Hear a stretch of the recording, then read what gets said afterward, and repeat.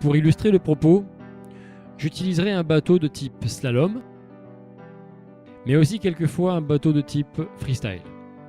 En effet, ce sont là, en quelque sorte, les deux types extrêmes de bateaux de rivière sportive, et ils ont des comportements bien différents.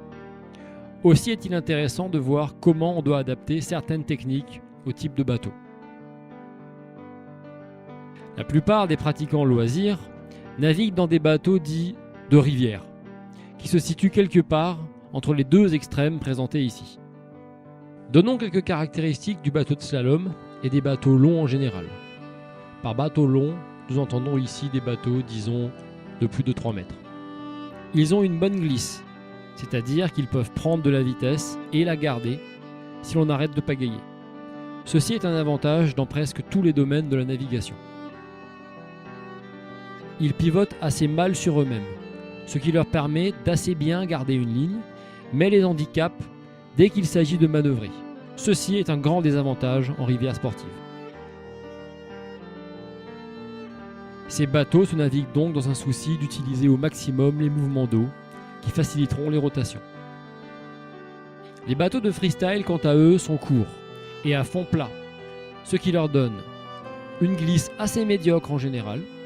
Sur le plat, ils poussent l'eau, ils perdent leur vitesse quasi instantanément lorsque l'on s'arrête de pagayer.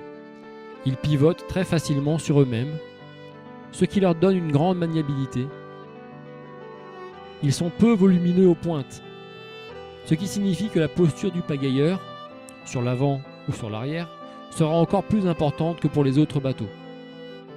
Ces bateaux se naviguent donc avec un souci constant de contrôle de l'assiette et de conservation ou de génération de vitesse.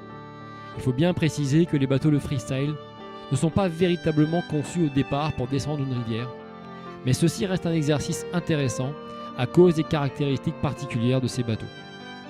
En ce qui concerne le meilleur choix de bateau pour descendre une rivière, c'est un vaste débat, et je me contenterai de donner cette idée générale selon laquelle il vaut mieux privilégier la maniabilité sur la vitesse, et qu'ainsi, le bateau le plus facile et le plus sain sera de taille moyenne, disons entre 2,30 m et 2,80 m, avec du volume aux pointes et un fond rond ou semi-rond, ce que l'on appelle aujourd'hui un bateau de crique.